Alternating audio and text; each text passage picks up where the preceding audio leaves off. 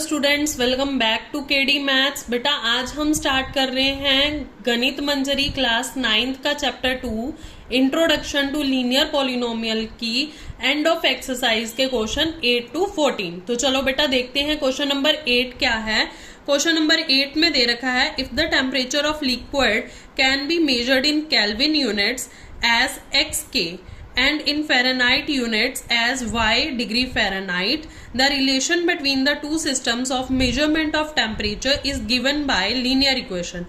तो मतलब हमें एक किसी भी लिक्विड का टेम्परेचर दे रखा है, उसको उन्होंने पहले केल्विन यूनिट में मेजर किया तो वो क्या है X केल्विन, और अगर फ़ारेनहाइट यूनिट्स में करेंगे तो वो क्या है Y फ़ारेनहाइट डिग्री।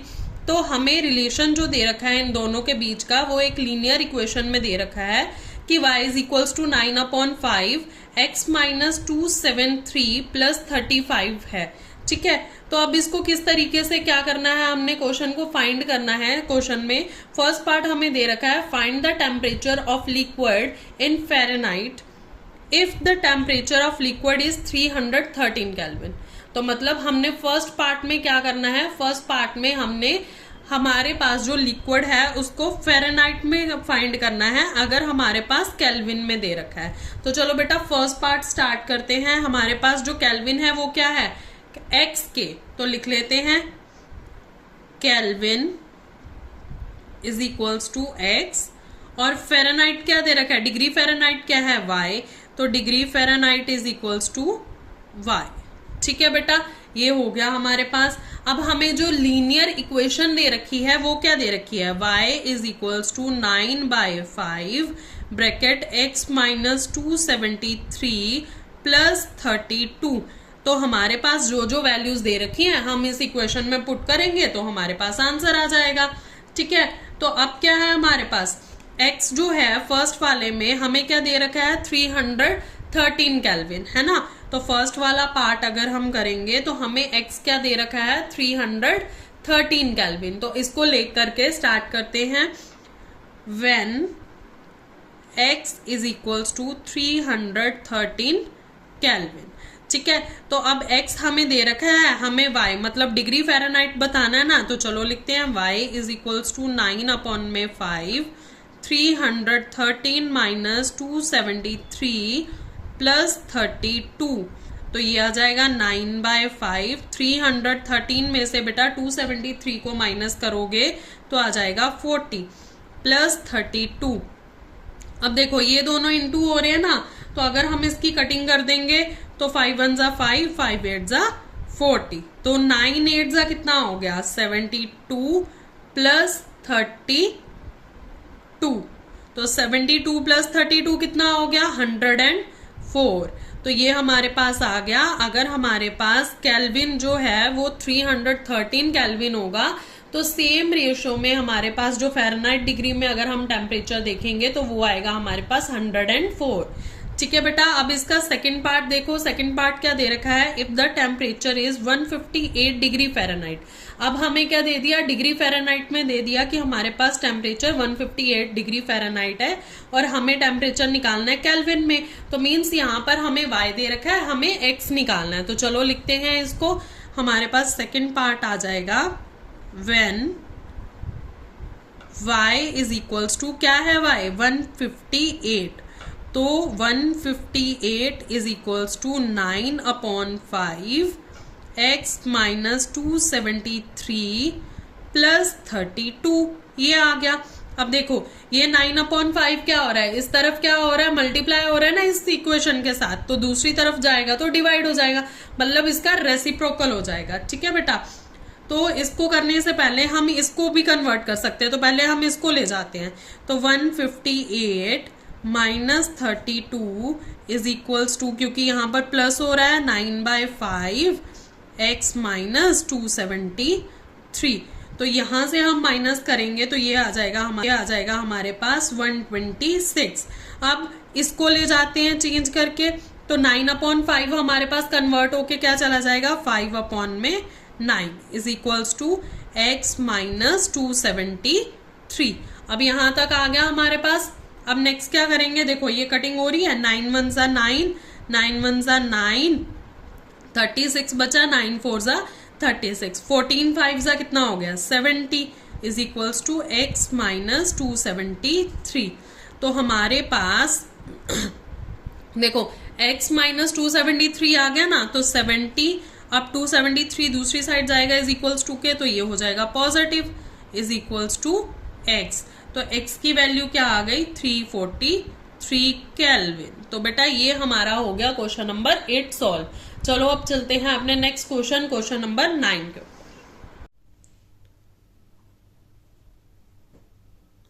तो चलो बेटा क्वेश्चन नंबर 9 स्टार्ट करते हैं। क्वेश्चन नंबर 9 में दे रखा है the work done by body on application of constant force is product of constant force and distance traveled by the body in direction of force। अब इस पूरी लाइन का मतलब क्या हुआ, अगर सिंपल वर्डिंग में बताऊं तो हमने साइंस में एक फॉर्मूला किया हुआ है work done is equals to force into distance. तो बस वही कह रहे हैं कि जो किसी भी एक बॉडी के द्वारा काम किया जाता है वो क्या होता है, उसकी कांस्टेंट फोर्स को अगर हम प्रोडक्ट कर देते हैं डिस्टेंस ट्रेवल से तो वो हमारा क्या हो जाता है वर्क डन। ठीक है बेटा, अब इन्होंने बोला है express this in form of linear equation in two variable work W and distance D। तो हमने लीनियर इक्वेशन तो पूरे चैप्टर में ही बनाई है, तो अब तो कोई दिक्कत नहीं होगी। तो हमें लीनियर इक्वेशन बनानी है जहां पर हमारे पास वर्क के लिए W दे दिया और डिस्टेंस के लिए D, and draw its graph by taking the constant force as 3 units. अब उन्होंने बोला है कि हमें ग्राफ भी ड्रॉ करना है जब हमारी फोर्स क्या होगी 3 यूनिट कांस्टेंट होगी। What is the work done when the distance travel is 2 unit. Work done क्या होगा जब हमारे पास 2 यूनिट होगा डिस्टेंस, और वेरीफाई करना है हमने इसको ग्राफ पर प्लॉट करके। तो चलो बेटा स्टार्ट करते हैं। देखो सबसे पहले हमारे पास गिवन फॉर्मूला क्या है, गिवन फॉर्मूला क्या है हमारे पास, ये आ गया हमारे पास work done is equals to force into distance, है ना। अब यही हमारे पास लीनियर इक्वेशन भी बन गई। चलो आगे देखते हैं, हमारे पास लेट कर लेते हैं। लेट तो करना नहीं है वैसे क्योंकि हमारे पास वर्क और डिस्टेंस के ऑलरेडी अल्फाबेट दे रखे हैं, तो वही लिखने हैं हमने। Work done is equals to क्या है, वर्क डन है हमारे पास W, डिस्टेंस ट्रेवल क्या है हमारे पास, डिस्टेंस ट्रेवल आ गया हमारे पास D, डिस्टेंस ट्रेवल्ड D। अब इन्होंने क्या बोला था, कांस्टेंट फोर्स है हमारे पास, कितनी है कांस्टेंट फोर्स, कांस्टेंट फोर्स। तो कांस्टेंट फोर्स थी हमारे पास 3 यूनिट्स। तो जब हमारे पास कांस्टेंट फोर्स 3 यूनिट्स आई तो हमारे पास वर्क डन का फॉर्मूला क्या हो गया, वर्क डन का हो गया 3 इंटू डी, है ना, क्योंकि फोर्स तो हमारे पास कांस्टेंट है ना 3, तो वर्क डन हो गया हमारा 3D। अगर हमारे पास डिस्टेंस जो है 0 है, देखो हमें इसको ग्राफ में भी प्लॉट करना है, तो ग्राफ में किस तरीके से प्लॉट करेंगे, हम ले लेंगे इफ D इज इक्वल्स टू 0। हमने पहले भी इक्वेशंस सॉल्व की हैं, याद हो तो एक्सरसाइज 2.6 में हमने x को एज ए इनपुट लिया था और y हमारा क्या आया था आउटपुट। तो यहाँ पर d को हम इनपुट लेंगे और वर्क डन जो है वो हमारा आउटपुट आ जाएगा। तो अगर मैं डिस्टेंस जो है मेरे पास डिस्टेंस 0 हो तो क्या आ जाएगा, देखो फोर्स इनटू डिस्टेंस होता है ना, तो वर्क डन जो है वो आ जाएगा फोर्स, अगर मेरे पास 3 है डिस्टेंस 0 हो गया तो दैट मीन 0, ये आ गया, है ना। अगर फोर्स मेरे पास फोर्स को डिस्टेंस को मैं 1 ले लूं तो मेरे पास वर्क डन क्या हो जाएगा 3 यूनिट्स। और इसी तरीके से अगर मैं डिस्टेंस को 2 ले लूं तो वर्क डन क्या आ जाएगा मेरे पास 6 यूनिट्स। तो देखो बेटा ये एक कांस्टेंट स्पीड में बढ़ रहा है ना, 0 1 2 जिस तरीके से मैं डिस्टेंस का वैल्यू बढ़ाती जा रही हूँ, वर्क डन भी क्या हो रहा है बढ़ रहा है, 0 से 3 3 से 6, तो मतलब हर इंटरवल में हमारे पास 3 यूनिट्स आगे वर्क डन बढ़ रहा है। तो बस यही हमारा आगे का कंक्लूजन होगा। तो देखो किस तरीके से लिखेंगे। और उसके बाद हमें पूछा था कि अगर हमारा डिस्टेंस 2 यूनिट है, देखो हमने तो यहीं पे सॉल्व कर दिया, जब हमारे पास डिस्टेंस क्या था 2 यूनिट तो वर्क डन क्या हो जाएगा 6 यूनिट। तो इसी को थोड़ा सा सिंप्लीफाई करके लिख देते हैं, when distance travelled by 2 units the work done is 6 units.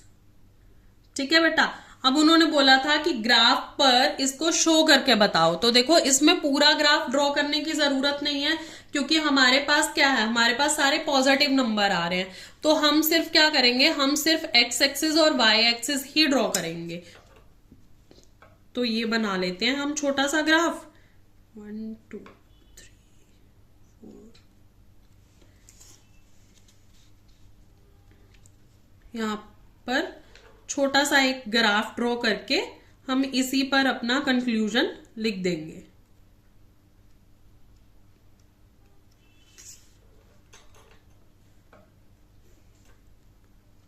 तो देखो ये है हमारा एक्स एक्सिस, ये है हमारा वाई एक्सिस, ये आ गया हमारा ओरिजिन। तो यहां पर आ गया 1 2 3 4 5 6, 1 2 3 4 5 एंड 6। तो देखो ये हमारे पास बॉक्स बना हुआ है, 0 0 है। ठीक है, तो हमारे पास यहां से स्टार्ट हो जाएगा, ओरिजिन से स्टार्ट हो गया, ये 0 0 कोऑर्डिनेट्स आ गए। नेक्स्ट है 1 एंड 3। तो x जो है 1 है, y जो है हमारे पास 3 है। मींस हमारे पास डिस्टेंस जब 1 यूनिट था तो वर्क डन कितना हुआ, 3 यूनिट्स। तो 1,3। उसके बाद जब हमारे पास डिस्टेंस जो था 2 यूनिट था तो हमारे पास वर्क डन कितना हुआ था, 6 यूनिट्स। तो ये इस तरीके से यहां पर आ जाएगा 2,6। तो हम क्या करेंगे, इससे अब एक लाइन ड्रॉ कर देंगे। तो देखो बेटा ये लाइन हो गई हमारी ड्रॉ। ठीक है, तो जब ये लाइन ड्रॉ हुई तो देखो ये एक स्ट्रेट लाइन ड्रॉ हो रही है ना। तो साइंस में भी आपने पढ़ा होगा कि जब एक स्ट्रेट लाइन मतलब एक बिल्कुल सीधी लाइन ड्रॉ होती है तो हमारे पास क्या होता है, कांस्टेंट फोर्स का इंडिकेट होता है कि इसमें क्या हो रही है, एक कांस्टेंट फोर्स चल रही है। ये यूनिफॉर्म की लाइन होती है, किसी भी यूनिफॉर्म चीज को इंडिकेट करती है। तो this therefore line represents a constant force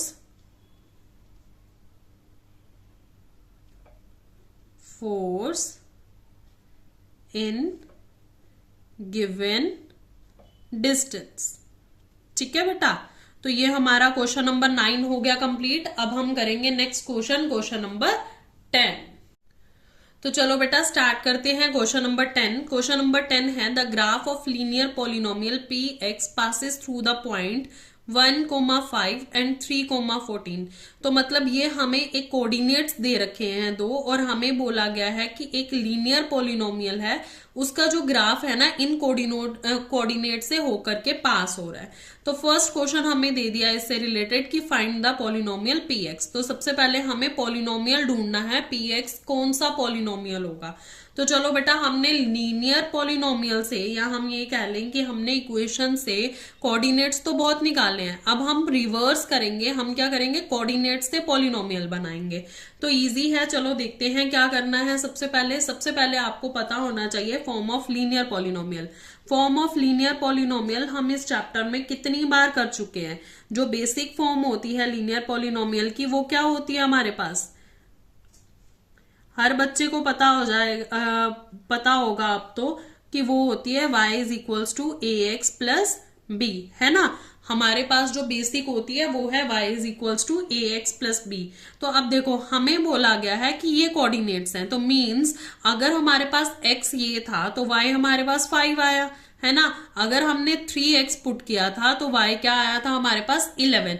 तो हम इस इक्वेशन में इन दोनों कोऑर्डिनेट्स को पुट करेंगे। तो सबसे पहले करेंगे for x is equals to 1। जब x हमारे पास 1 था तो y क्या था हमारे पास 5।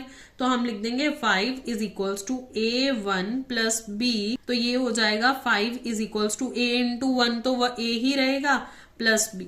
ठीक है बेटा, इसको फर्स्ट इक्वेशन दे दो। और अगर हम करेंगे for x is equals to, next वाले कोऑर्डिनेट क्या है 3 एंड 11।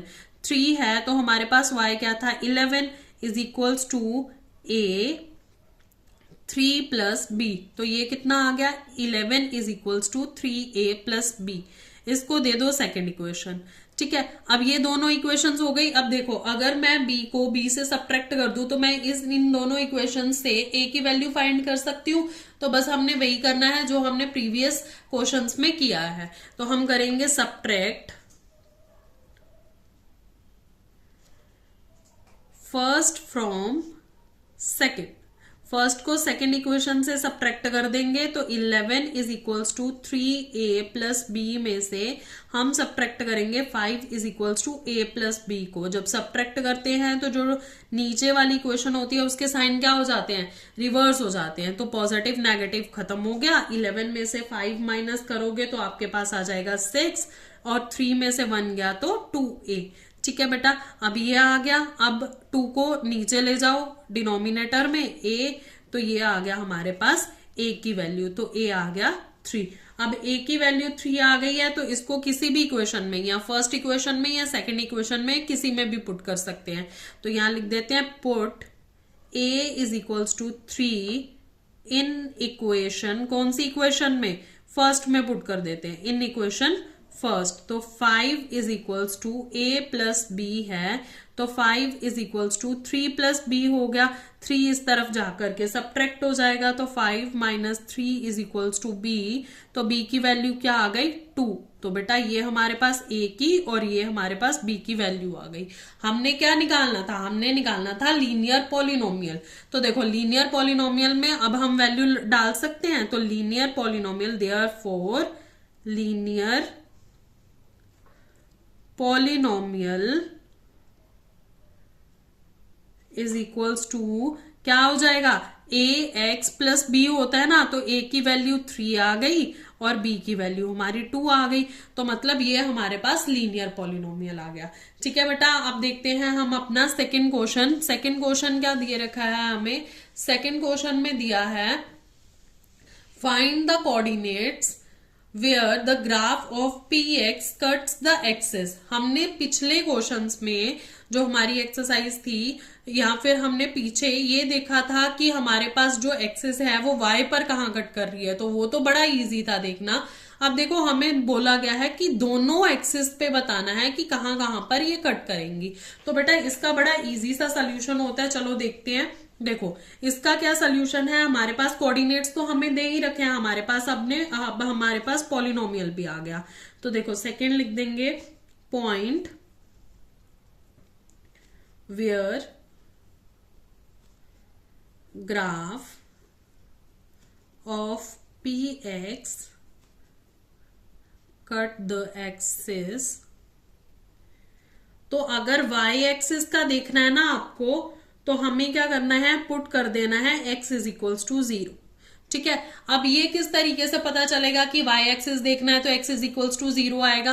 देखो बेटा अगर हमारे पास x 0 होगा तो हमारे पास जो y के कोऑर्डिनेट होते हैं वो y पे लाई कर जाएंगे, है ना। ऑर्डिनेट्स कहाँ पे आ जाते हैं, y पे, तो मीन्स जो लाइन है वो y से पास होके जाएगी। और अगर हमने देखना है कि x पर कहाँ पर कट हो रहा है तो हम y को 0 ले लेते हैं, ऑपोजिट कर लेते हैं। तो चलो देखते हैं क्या आता है। हमारे पास जो इक्वेशन बनी थी वो बनी थी 3x प्लस 2 तो ये आ गया p0 लिया हमने, तो ये आ गया 30 प्लस 2, तो ये हो गया 2। ठीक है, तो मीन्स जब हमने x को 0 रखा तो y क्या आया हमारे पास 2। एक तो ये चीज हो गई।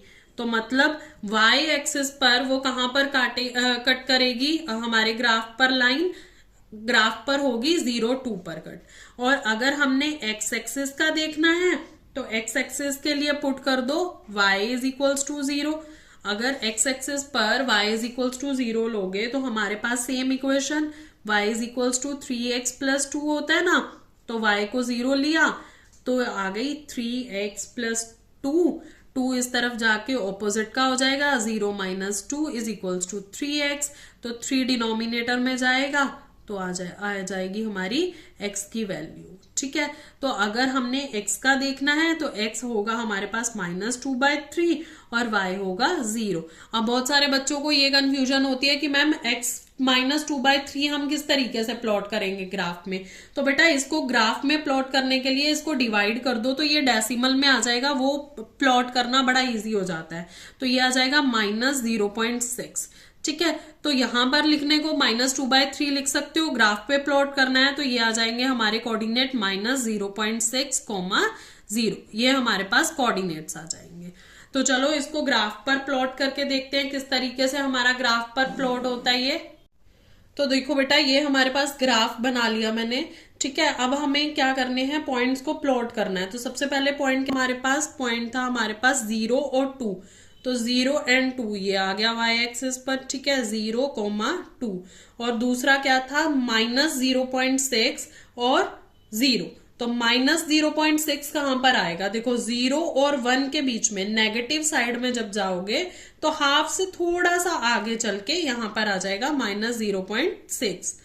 ठीक है, -0.6 और 0।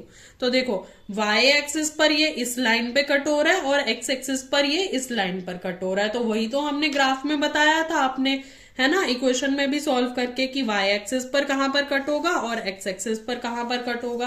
तो y एक्सिस को कहां पर टच कर रही है ये लाइन, यहां पर ना 0 और 2 पर, और x एक्सिस को कहां पर कट रही है, -0.6 और 0 पर। तो ये हमने वेरीफाई कर दिया।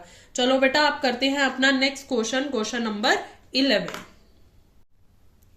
तो चलो बेटा देखते हैं क्वेश्चन नंबर 11। क्वेश्चन नंबर 11 में हमें दे रखा है let px is equals to ax plus b and qx is equals to cx plus d be two linear polynomials such that. यहां पर हमें दो लीनियर पॉलिनोमियल्स दे रखे हैं px और qx।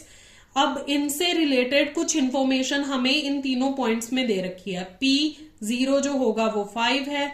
पॉलिनोमियल जो px और qx को माइनस करेगा तो वो कट करेगा 3 और 0 पे, और सम अगर इन दोनों पॉलिनोमियल्स का कर दें तो वो इक्वल होगा 6x प्लस 4 पे और ऑल रियल x पे। तो हमें फाइंड करना है px एंड qx को। तो बेटा ये क्वेश्चन ना थोड़ा सा लेंदी होगा, लेकिन अगर एक दो बार देखोगे ना अच्छे से तो आपको बिल्कुल समझ में आ जाएगा कि किस तरीके से किया हुआ है। तो चलो स्टार्ट करते हैं। सबसे पहले हमारे पास जो px है, देखो px है ax प्लस b। ठीक है, अब हमारे पास जो फर्स्ट इक्वेशन है हमें क्या दे रखा है कि p0 क्या है, 5 है ना। तो p0 मीन्स p की जगह पे x है, p के साथ x है ना, तो मीन्स x अगर 0 है तो हमारे पास इक्वेशन आ जाएगी 5। तो इसमें पुट कर देते हैं p0 is equals to a0 plus b। तो p0 0 है, a0 0 है, तो मतलब b किसके इक्वल आ गया हमारे पास, 5 के इक्वल। ये हमें दे दिया। ठीक है, अब हमारे पास जो इक्वेशन बनी, मतलब अगर इसमें हम पुट करें तो ये आ जाएगा हमारा px is equals to ax plus 5। b की जगह पर क्या आ गया, 5। तो ये हमारे पास बन गई फर्स्ट इक्वेशन। ठीक है बेटा, यहां तक सिंपल है, कोई दिक्कत नहीं है। चलो आगे चलते हैं। अब नेक्स्ट हमें क्या करना है, हम अगर थर्ड वाली इक्वेशन देखें, सेकंड वाली अभी रेस्ट पे छोड़ते हैं, थर्ड वाली देखें तो हमें बोल रखा है कि px और qx का सम जो है वो किसके इक्वल है, 6x प्लस 4 के। तो चलो इसको ले लेते हैं। तो px plus qx is equals to 6x plus 4।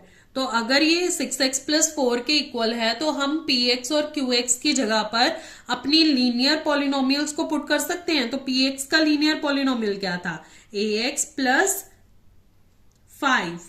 क्यों 5, क्योंकि हमने अभी अभी किया ना, ax प्लस 5 है तो ये आ गया। और qx का क्या था हमारे पास, cx प्लस d। ये किसके इक्वल हो गया हमारे पास, 6x प्लस 4 के इक्वल। ठीक है बेटा, अब x वाली जो टर्म्स है उनको एक साथ लिख दो। तो ये हो गया ax प्लस cx, और जो दूसरी है 5 plus d is equals to 6x plus 4, ये आ गया। अब इन दोनों में से जो x है वो कॉमन ले सकते हैं, तो ले लो। a plus c plus 5 plus d is equals to 6x plus 4, यहां तक हो गया। ठीक है, अब क्या करना है तो देखो अब क्या कर सकते हैं हम, अब हमारे पास दे रखा है कि हमारा जो टर्म है ax प्लस c जो है वो किसके इक्वल है, 6 के। कैसे पता चलेगा हमें कि ax प्लस c जो है वो हमारी 6 के इक्वल है। देखो बेटा, ये जो टर्म है ना, जैसे x है ये भी x है, तो मतलब अगर ये वाली जो टर्म है, देखो मैं मार्क कर देती हूं, ये जो हमारे पास x के साथ वाली टर्म है ना वो इस टर्म के इक्वल होगी। ठीक है, और जो दूसरी टर्म है वो दूसरी टर्म के इक्वल होगी, मतलब 5 प्लस डी जो है वो इसके इक्वल होगा। ठीक है, तो अब हम यहां से सिंपल कर सकते हैं कि हमारे पास जो टर्म आएगी यहां से हम लिख सकते हैं a plus c is equals to 6, क्योंकि x से x तो कट जाएगा, तो हम पहले ये वाली रेड वाली टर्म लेंगे, तो हम लिखेंगे x a plus c is equals to 6x, तो x से x कट गया तो क्या बचा हमारे पास a plus c is equals to 6। ठीक है बेटा, अब यहां पर आ गया, यहां पे हम इसको सेकंड पुट कर देते हैं, और अगर यहीं से हमने ये वाली इक्वेशन इक्वल करनी है 5 plus d is equals to 4, तो डी की वैल्यू क्या आ जाएगी 4 माइनस 5, ये हो जाएगा माइनस का 1। ठीक है, यहां पर हमारे पास किस किस की वैल्यू आ गई, हमारे पास यहां पर एक तो b की वैल्यू आ गई, देखो यहां पर लिख देती हूं, b की वैल्यू जो थी हमारे पास क्या थी, b की वैल्यू आई थी हमारे पास 5, है ना, b की वैल्यू ये रही हमारे पास, b की वैल्यू थी 5 और d की वैल्यू क्या आ गई हमारे पास -1, तो d आ गया हमारे पास -1। तो देखो बेटा हमने क्या सॉल्व करना है इसमें, हमने px और qx के लीनियर पॉलिनोमियल्स बनाने हैं, है ना। तो अगर px में देखोगे तो ax प्लस b है, b हमने ढूंढ लिया है ना, और अगर qx का देखोगे तो qx जो है हमारे पास वो क्या है, हमारे पास qx is equals to cx plus d है, तो d भी हमारे पास आ गया, तो इसमें पुट कर देते हैं cx माइनस 1, ये हो गई हमारे पास इक्वेशन हमारी सेकंड। ठीक है, px वाली फर्स्ट हो गई और qx वाली हो गई हमारे पास सेकंड इक्वेशन। चलो आगे क्या करना है, अभी हमारे पास तो एक एक स्टेप हुआ है, अब सेकंड स्टेप क्या है तो देखो हमारे पास सेकंड पॉलिनोमियल जो था, सेकंड हमें इक्वेशन दे रखी थी, उसमें दे रखा था कि अगर हम px माइनस qx करेंगे तो हमारे पास जो कोऑर्डिनेट्स आएंगे वो क्या आएंगे 3,0, है ना। तो हम इसी को इस्तेमाल करेंगे और आगे अपना क्वेश्चन सॉल्व करेंगे। तो कैसे करेंगे, px के क्या थे हमारे पास कोऑर्डिनेट, तो px क्या है ax प्लस 5 और माइनस qx के क्या है cx माइनस 1, तो जब ब्रैकेट में रखेंगे cx माइनस 1 को तो ये आ जाएगा हमारे पास ax plus 5 minus cx plus 1। ठीक है बेटा, अब ये तो आ गया, अब यहां पर भी उसी तरीके से सॉल्व कर लेते हैं जैसे हमने ऊपर सॉल्व किया था, x वाली टर्म्स एक साइड और दूसरी एक साइड। तो देखो ax minus cx plus 5 plus 1 क्या हो गया हमारे पास 6, तो x यहां से कॉमन निकल गया, a माइनस c प्लस 6। देखो a माइनस c जो है वो हमारा किसके इक्वल होगा, वो हमारा होगा 3 के इक्वल। क्यों, क्योंकि हमारे यहाँ पर कोऑर्डिनेट 3 और 0 है ना, तो मतलब जो x के कोऑर्डिनेट होंगे वो 3 के इक्वल होंगे और जो y के कोऑर्डिनेट होंगे वो 0 के इक्वल होंगे। तो y का तो ऑलरेडी हमारे पास नंबर दिया ही हुआ है 6, तो हमें क्या करना है, हमें x का निकालना है। तो मतलब यहाँ पर हमारे पास हम x की जगह पर क्या लिख सकते हैं 3a minus c plus 6 is equals to 0, ये आ जाएगा। क्यों 0, क्योंकि y हमारे पास यहाँ पर क्या होगा 0। ठीक है बेटा, ये सॉल्व हो गया। तो अब इसको सॉल्व करने का और क्या कर सकते हैं हम इसमें, और हम देखो क्या कर सकते हैं 3a minus c is equals to 6 जो है दूसरी तरफ चला जाएगा तो माइनस हो गया, a minus c is equals to -6/3, तो ये आ गया 2, तो a माइनस c जो हो गया वो हमारा हो गया -2। बेटा अगर आपको यहां तक क्वेश्चन समझ आ गया ना तो बस इसके आगे कुछ भी नहीं है, बहुत इजी हो जाएगा। देखो ये हमारे पास हो गया ये हमारा था फर्स्ट इक्वेशन, सेकंड ये हो गई हमारी थर्ड इक्वेशन और ये हो गई हमारी फोर्थ इक्वेशन। अब देखो हमारे पास b और d निकल चुका है, हमने क्या निकालना है a और c। तो अगर आप अपनी सेकेंड इक्वेशन देखोगे इसमें भी a प्लस c है और फोर्थ देखोगे तो इसमें भी a माइनस c, मतलब a और c आ रहा है। तो अगर हम इन दोनों को इक्वेट कर दें तो हमारे पास a और c की वैल्यू आ जाएगी और हमारा लीनियर पॉलिनोमियल बन जाएंगे। तो चलो करते हैं कैसे करना है, तो यहीं से हम आगे करें। देखो नेक्स्ट हम करेंगे, हमारे पास क्या दिया हुआ है, हमारे पास आ गया a प्लस c था 6 के इक्वल और a माइनस सी था हमारे पास -2 के इक्वल। ठीक है, ये हमारी सेकेंड इक्वेशन है और ये हमारी क्या है, फोर्थ इक्वेशन। ठीक है बेटा, अब ये हमारे पास सेकेंड और फोर्थ इक्वेशन जब हम इसे सॉल्व किस तरीके से सॉल्व करेंगे, देखो हम इसको सॉल्व करने के लिए सबसे पहले क्या करेंगे, इन दोनों को ऐड कर देंगे। तो add second and fourth equation, second और फोर्थ इक्वेशन को हमने क्या कर दिया, ऐड कर दिया। तो जैसे ही हम इसे ऐड करेंगे तो ये आ जाएगा a plus c is equals to 6, a minus c is equals to -2। तो ये हो गए cancel. 2a is equals to 4, a की वैल्यू क्या आ गई, 4/2 दैट इज 2। तो a मेरे पास आ गया 2। देखो अगर a मेरे पास 2 आ गया है तो मैं इसमें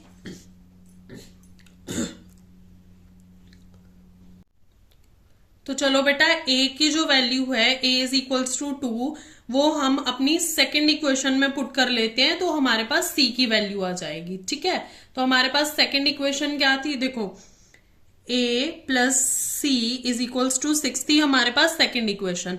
तो अगर इसमें मैं a की जगह पर 2 पुट करूंगी तो हमारे पास c की वैल्यू क्या आ गई, 6 माइनस 2, तो c इज इक्वल्स टू 4। तो देखो बेटा अब हमारे पास चारों वैल्यूज आ गई। कौन सी चारों वैल्यूज आ गई, हमारे पास a b c d चारों वैल्यूज आ गई। तो यहां पर एक बार लिख लेते हैं, a है 2, b आया था हमारे पास 5, c है हमारे पास 4 और d आया हमारे पास -1। ठीक है, ये चारों वैल्यूज आ गई। तो अब हम px और qx की वैल्यूज निकाल सकते हैं, मतलब हम उसके पॉलिनोमियल्स लिख सकते हैं। तो px जो था वो क्या था हमारे पास, ax प्लस b, तो a की वैल्यू 2x, b है 5, तो ये हो गया हमारा px। और qx जो था वो था हमारे पास cx प्लस d, है ना। तो c की वैल्यू 4x प्लस -1, तो इसको सॉल्व करेंगे तो 4x -1। तो ये बेटा हमारा क्वेश्चन नंबर 11 था। थोड़ा सा लेंथी था, एक दो बार प्रैक्टिस करोगे इसकी तो बहुत अच्छे से समझ आ जाएगा। तो चलो अब करते हैं अपना नेक्स्ट क्वेश्चन, क्वेश्चन नंबर 12। तो देखो बेटा हमारे पास क्वेश्चन नंबर 12 है, look at the first 3 stages of growing pattern of hexagon made with matchsticks. तो मतलब ये हमारे पास हेक्सागन दिए हुए हैं और इन्होंने बोला है कि इसका ग्रोइंग पैटर्न देखो किस तरीके से ये ग्रो कर रहा है। तो जैसे स्टेज 1 पर एक हेक्सागन है, 2 पर 2 हो गए, 3 पर 3 हो गए, इस तरीके से जा रहे हैं। और ये किन से बने हैं, मैचस्टिक से बने हैं। A new hexagon get added at every stage with share a side with the last hexagon of the previous stage। मतलब उन्होंने बोला है कि जब अगला हेक्सागन बनता है तो वो पिछले हेक्सागन की एक साइड को अपना क्या करता है, शेयर करता है और आगे वाला हेक्सागन बनता है। ठीक है, तो क्वेश्चन है हमारे पास, draw the next 2 stages of pattern, how many matchsticks will at these stages. तो मतलब कि हमें क्या करना है कि हमें अगले 2 स्टेजेस के पैटर्न बनाने और हमें बताना है कि कितनी मैचस्टिक्स इसमें ऐड हुई। तो देखो पहले सबसे पहले अगर हम फर्स्ट स्टेज की बात करें तो 1 2 3 4 5 6।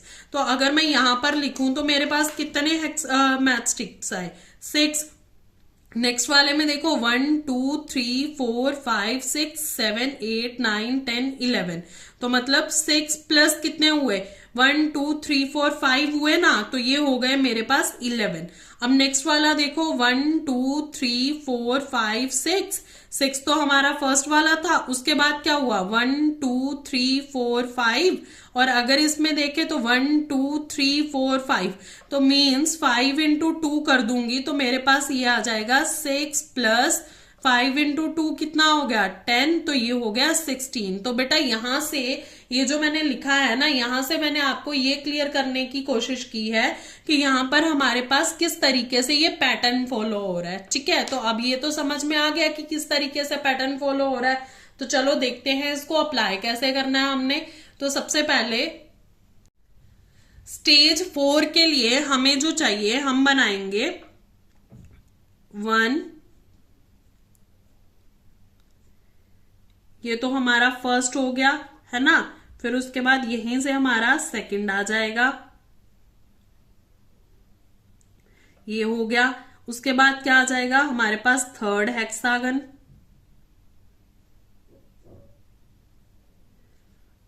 एक दो, यहां पे इस तरीके से आएगा, ठीक है, ये थर्ड हो गया। उसके बाद यहीं से शेयर करेगा तो 1 2 3 4 5, तो ये हो गया हमारा फोर्थ हेक्सागन, ठीक है। तो इस तरीके से हमारी कुछ फिगर बनेंगी स्टेज 4 के लिए, स्टेज 4 के लिए। और स्टेज 5 के लिए देखोगे तो इसी में एक और ऐड हो जाएगा, जैसे मान लो हमारे पास ये फर्स्ट हेक्सागन बन जाएगा इस तरीके से, सेकंड यहीं से आ जाएगा हमारे पास, थर्ड यहां से आ जाएगा हमारे पास, फोर्थ यहीं से आ जाएगा इस तरीके से, और फिफ्थ जो है यहां से जाएगा इस तरीके से, ठीक है बेटा। ये हो गया हमारे पास स्टेज 5। तो देखो अब हमें बोला था कि हमें ये भी बताना है कि कितनी कितनी मैथ स्टिक्स चाहिए। तो यहां पर क्या हो रहा है, ये 6 है, ये 6 + 5 × 1 कर दें तो चल जाएगा, 6 + 5 × 2 कर दिया तो मीन्स यहां पर होगा 6 + 5 × 3 = कितना आ गया, 6 + 15, तो ये आ गया हमारे पास 21। तो 6 + 5 × 4, तो ये हो गया 6 + 20, तो ये हो गया 26। तो ये हो गया हमारा क्वेश्चन नंबर 12 का फर्स्ट पार्ट कंप्लीट। इसी तरीके से हमने बस इसको सॉल्व करना था। अब हम करेंगे क्वेश्चन नंबर 12 का सेकंड पार्ट। तो देखो बेटा क्वेश्चन नंबर 12 के सेकंड पार्ट में हमें क्या बोल रखा है कि हमें ये जो टेबल दे रखा है ना, इसको कंप्लीट करना है। तो इसको कैसे कंप्लीट करना है, नंबर ऑफ स्टेजेस है और नंबर ऑफ मैथ स्टिक्स है। तो हमने अभी अभी रिसेंटली किया कि फर्स्ट स्टेज पर कितनी मैथ स्टिक्स थी, 6 थी। सेकंड स्टेज पर क्या आया था, 6 + 5 × 1, तो जो हुआ था हमारे पास 11, है ना। थर्ड स्टेज पर क्या आया था, यहां पर लिख देते हैं। थर्ड स्टेज में क्या आया था हमारे पास, थर्ड स्टेज में आया था 6 + 5 × 2, तो ये आया था 6 + 10 16, तो यहां पर आ गया 16। अब फोर्थ स्टेज पर क्या आया था, फोर्थ स्टेज जो बनी थी हमारे पास वो बनी थी 6 + 5 × 3, तो ये हो गया था 6 + 15, कितना बना था 21। तो यहां पर फोर्थ स्टेज पर कितनी मैथ स्टिक्स चाहिए थी, 21। अब फिफ्थ स्टेज के लिए क्या चाहिए था, फिफ्थ स्टेज के लिए हमारे पास आ जाएगा 6 + 5 × 4, तो ये बना 6 + 20, तो 26, तो यहां पर 26 आ गया। अब उन्होंने बोला है सो ऑन एन स्टेज, तो एन स्टेज के लिए क्या आएगा हमारे पास, वही जो जनरल फॉर्मूला बनता है वही चीज आ जाएगी। तो हमारे पास आ जाएगा, यहीं पर कर देते हैं, nth स्टेज के लिए आ जाएगा हमारे पास 6 + 5n, ये इतनी नंबर ऑफ मैथ स्टिक्स हमारे पास आ जाएंगी। ठीक है बेटा, तो ये हमारा हो गया सेकंड पार्ट। अब चलते हैं थर्ड पार्ट के ऊपर। तो हमें थर्ड पार्ट दे रखा है, find the rule to determine the numbers of matchsticks required for the nth stage. तो nth स्टेज के लिए उन्होंने बोला है कि आपको कोई भी ऐसा रिक्वायर्ड क्या निकालना है, हमें रूल निकालना है। तो जस्ट अभी अभी तो किया, तो क्या रूल होगा, थर्ड का rule for nth stage is equals to 6 + 5n। अब नेक्स्ट क्वेश्चन पूछा गया है कि हमें बताओ 15th स्टेज के ऊपर कितनी मैथ स्टिक्स हमें चाहिए होंगी। तो चलो लिख लेते हैं, ऑन 15th स्टेज, फॉर्मूला क्या था हमारे पास जनरल, 6 + 5n, तो 6 + 5 × 15, नंबर ऑफ स्टेज तो 15 हो गए ना यहाँ पर, तो 6 + 15 5 75, 75 + 6 81, तो मतलब 15th स्टेज पर हमें क्या चाहिए होगा, 81 मैथ स्टिक्स। अब लास्ट पार्ट है इसका, कैन 200 मैथ स्टिक्स, यहां पर ये गलत एरर आ रखा है, take form a stage in this pattern, justify your answer. तो मतलब क्या 200 मैच स्टिक से कोई पैटर्न बनेगा? तो देखो अब हमारे पास स्टेज पहले ही दे रखी है, तो हमारे पास आ जाएगा 200 इज इक्वल्स टू 6 + 5n। तो ये आ गया 200 - 6 इज इक्वल्स टू 5n। तो माइनस करेंगे तो ये आ जाएगा 194, तो 5n, तो 194 डिवाइडेड बाय 5n। तो देखो बेटा ये जो है ये हमारे पास प्रॉपर डिवाइड नहीं हो रहा है ना। अगर ये प्रॉपर डिवाइड नहीं हो रहा तो हम क्या लिख सकते हैं? No it can not takes from a stage in this pattern, मतलब इससे कोई भी पैटर्न नहीं बनेगा। ठीक है बेटा, तो ये हो गया हमारा 12 का 5th पार्ट। अब चलते हैं अपने क्वेश्चन नंबर 13 पर। तो चलो बेटा देखते हैं क्वेश्चन नंबर 13। क्वेश्चन नंबर 11 और 13 दोनों ही बहुत इंपॉर्टेंट है, तो ध्यान से देखना। देखो ये भी कुछ कुछ 11th की तरह ही है। Let px is equals to ax plus b and qx is equals to cx plus d be two linear polynomials। वही चीज दे रखी है कि px ax plus b है और qx cx plus d है। दो लीनियर पॉलिनोमियल दे दिए। ग्राफ px का जो है वो पास हो रहा है 2, 3 एंड 6, 11 से, और जो ग्राफ qx का है वो पास हो रहा है 4 और -1 से। अब इन्होंने बोला है कि जो ग्राफ है qx का वो पैरेलल है px के, तो हमें px फाइंड करना है, qx फाइंड करना है और ऑल्सो कोऑर्डिनेट्स फाइंड करने हैं जहां पर ये x एक्सिस पर मीट करे। तो देखो बेटा कैसे करना है, पहले हम करेंगे px को फाइंड। तो px को फाइंड करने के लिए हम क्या लिखेंगे? फर्स्ट पॉइंट है हमारे पास स्टार्टिंग फ्रॉम px, तो px को लिख देंगे हम जो दिया हुआ है ax + b हो गया हमारे पास px। ठीक है, क्योंकि हमारी px कहां से पास हो रही है? देखो px पास हो रही है हमारे पास 2, 3 एंड 6, 11 से। तो लिख देंगे since the line passes through 2, 3 and 6, 11, तो हमारे पास क्या आ जाएगा? देखो बेटा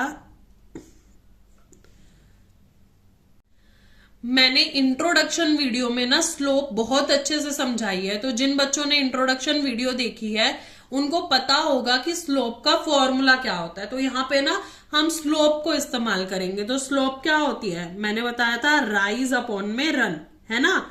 स्लोप क्या थी? राइज अपॉन में run means y2 - y1 upon में x2 - x1। तो यहां से y2 क्या है? 11, y1 क्या है? 3, x2 क्या है? 6, x1 क्या है? 2। तो जब सब्ट्रैक्ट करेंगे तो ये आ जाएगा 8 अपॉन में 4, तो ये आ गया आंसर 2। तो ये हमारे पास क्या आ गया? हमारी स्लोप आ गई। तो अब देखो नाउ y किसके इक्वल होता है? ax + b के इक्वल, है ना। तो y क्या है हमारे पास? y आ गया 3 यहां से।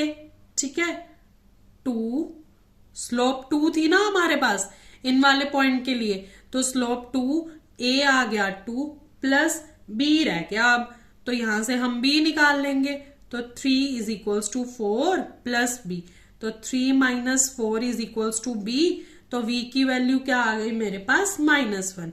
अब देखो a भी आ गया मेरे पास 2 और b भी आ गया -1, तो अब हम इसमें पुट कर सकते हैं ये जो हमें px दे रखा है। तो px क्या हो गया हमारे पास? ax देखो यहां से आ गया ना, तो अब ये आ गया ax + b। तो ax + b, तो इसमें पुट कर देंगे। a की वैल्यू क्या थी? 2 थी। x + b की वैल्यू क्या थी? -1 थी। तो ये आ गया 2x - 1। ये हो गया हमारा बेटा फर्स्ट पार्ट px। अब हमें क्या निकालना है? qx निकालना है। तो सेकंड पे चलते हैं। हमारे पास qx जो दे रखा है वो दे रखा है हमें क्या दे रखा है, सी एक्स प्लस डी। देखो अब क्यू एक्स तो सी एक्स प्लस डी दे रखा है बेटा, लेकिन अब एक चीज बड़े अच्छे से समझो, क्योंकि क्यू एक्स और पी एक्स जो है वो पैरेलल थे, हमें यहाँ पर थर्ड इक्वेशन में क्या दे रखा है कि क्यू एक्स और पी एक्स क्या है, पैरेलल है। जब ये पैरेलल होते हैं तो हमें पता है कि इनकी स्लोप क्या होती है, इनकी स्लोप होती है इक्वल। तो स्लोप हम यहां पर लिख देंगे, given Q X is parallel to P X, जो क्यू एक्स है वो पी एक्स के पैरेलल है, so slope are equal, इसलिए जो स्लोप है दोनों की वो इक्वल होगी। तो a अगर 2 है तो इसमें स्लोप क्या है, c है ना, तो c भी क्या हो जाएगी 2। चलो यहां से तो हमें ये समझ आ गया, ठीक है। अब नेक्स्ट क्या करना है, नेक्स्ट करने के लिए अब नेक्स्ट करेंगे हम, तो हमें जो QX है अगर मैं C की वैल्यू पुट कर दूं तो मेरे पास जो रीसेंट बनेगी वो क्या बनेगी, 2x प्लस डी। तो देखो बेटा QX आ गया हमारा 2x प्लस डी के इक्वल। अब हमें दे रखा था कि जो हमारा QX है वो कहां से पास हो रहा है, पासिस थ्रू कौन सी पॉइंट से, पासिस द पॉइंट, एक पॉइंट दे रखा था ना 4 और -1, यहां से पास हो रहा है। तो अगर ये 4, -1 से पास हो रहा है तो हम लिख सकते हैं कि y इज इक्वल्स टू, जो इसका जनरल फॉर्मूला होता है ax प्लस बी में जो है वो y मीन्स ये y का कोऑर्डिनेट होगा और ये x का कोऑर्डिनेट होगा, तो -1 is equals to 2 4 plus d, है ना। अगर मैं यहां पर उसका वो QX वाला फॉर्मूला देखूं तो ये तो यही आएगा ना, ये आ गया QX जो है वो मेरा y के इक्वल है, और ये आ गया 2x प्लस डी। तो a की वैल्यू, x की वैल्यू पुट कर दी मैंने 4 और y की वैल्यू -1, तो d की वैल्यू निकाल लेते हैं। -1 is equals to 8 plus d, तो d की वैल्यू क्या आ गई, -1 -8, तो d आ गया हमारे पास 9। ठीक है बेटा, अब यहां पर d भी आ गया, c तो हमारे पास ऑलरेडी था, तो QX किसके इक्वल हो गया, QX हो गया हमारा 2x माइनस 9 के इक्वल। तो ये हमारा QX भी आ गया, हमारा PX भी हमने सॉल्व कर लिया, QX भी सॉल्व कर लिया। अब हमें कोऑर्डिनेट्स बताने हैं जहां पर ये मीट करे। तो हमने पहले भी ऐसा क्वेश्चन किया है कि जहां पर एक्सिस को कट करते हैं वैसे कोऑर्डिनेट्स। तो थर्ड पार्ट जो था हमारे पास, मतलब एज ए थर्ड क्वेश्चन जो था, हमसे कोऑर्डिनेट्स पूछे गए थे। तो अगर हम PX के निकालें कि PX कहां पर मीट करेगा, तो हम क्या करेंगे, हम ले लेंगे y को 0, है ना। जब y को 0 लेंगे तो ये आ जाएगा 2x minus 1 is equals to 0, 2x is equals to 1, तो x की वैल्यू क्या आ गई 1/2। तो मीन्स x एक्सिस पर वो कहां पर कट होगा, हमारे पास x एक्सिस पर कट होगा x और y जब 0 पुट किया हमने तो x आया 1/2। अब बहुत सारे बच्चे सोचेंगे अगर हमें ग्राफ के लिए आ गया 1/2 को किस तरीके से लिखेंगे, तो ये आ जाएगा बेटा 0. हमारा फॉर QX के लिए, है ना, QX जो है वो देखना है। तो हम अगेन इसको क्या करेंगे, y को 0 रख लेंगे, तो 2x minus 9 is equals to 0, तो x is equals to 9, x is equals to 9/2। तो QX वाली लाइन जो है वो कहां पर जाके मीट करेगी, वो मीट करेगी हमारी वो मीट होगी जब y 0 होगा तो 9/2 में। ठीक है, 9/2 को किस तरीके से लिख सकते हैं, 4/5 के तरीके से। ठीक है बेटा, तो ये हमारा क्वेश्चन हो गया 13 कंप्लीट। तो चलो बेटा करते हैं क्वेश्चन नंबर 14। अब ये क्वेश्चन जो है ना, ये इन्होंने थोड़ा सा अलग तरीके से पूछा है। इन्होंने पूछा है what do all linear functions of form fx is equals to ax plus a greater than 0 have in common. मतलब जिन क्वेश्चंस में एफ एक्स जो है ए एक्स प्लस ए के इक्वल हो और ए ग्रेटर देन 0 हो, उन लीनियर फंक्शंस में क्या कॉमन निकलेगा। तो बेटा इनसे सारे क्वेश्चन से रिलेटेड ना इंट्रोडक्शन में मैंने बहुत अच्छे से समझा रखा है। कुछ बच्चों को ऐसा लगता है कि इंट्रोडक्शन वीडियो देखना बिल्कुल बेकार होता है, कुछ नहीं दे रखा होता है, सीधा एक्सरसाइज करें समझ आ जाएगा। लेकिन बेटा इंट्रोडक्शन वीडियो अगर आप अच्छे से समझ लेते हो ना तो आपको मोर देन हाफ चैप्टर ऐसे ही समझ आ जाता है। तो इंट्रोडक्शन वीडियो देखना, उसमें बहुत अच्छे से क्लियर हो जाएगा। तो चलो इस क्वेश्चन का सॉल्व करते हैं। तो इसमें ना 3 पार्ट्स में आंसर आएगा। जो फर्स्ट पार्ट होगा ना हमारा, वो हम बताएंगे स्लोप के बारे में। तो बेटा स्लोप जो है हमारी ए के इक्वल होती है। अब देखो अगर आप फंक्शन को देखोगे ना, एफ एक्स को देखोगे तो ये है ए एक्स प्लस ए। तो अगर एफ एक्स पूरा प्रॉपर सॉल्व करोगे तो ए कॉमन आ गया, एक्स प्लस 1 आ गया, और यहां पर ए जो है वो ग्रेटर देन 0 है। ठीक है बेटा, तो अब अगर इसके अकॉर्डिंग ए देखोगे, देखो ए जो है वो ग्रेटर देन 0 है, तो स्लोप अगर ग्रेटर देन 0 हुई तो वो क्या होगी, ऑल लाइंस के लिए पॉजिटिव होगी। तो यहां पे लिख सकते हैं since A greater than 0 all lines have positive slope। अब बेटा सेकंड चीज क्या निकालेंगे हम, सेकंड चीज होती है हमारे पास y इंटरसेप्ट। ठीक है, अब y इंटरसेप्ट के लिए अगर हम x को 0 पुट कर दे तो एफ एक्स क्या आएगा मेरे पास, देखो a 0 प्लस 1, तो एफ एक्स आ गया मेरे पास ए के इक्वल, है ना। तो अगर मेरे पास जो y इंटरसेप्ट है, इफ y इंटरसेप्ट इज क्या होगा, 0 और a, है ना। अगर y इंटरसेप्ट 0 और a है तो क्या होगा, a ग्रेटर देन 0 है। तो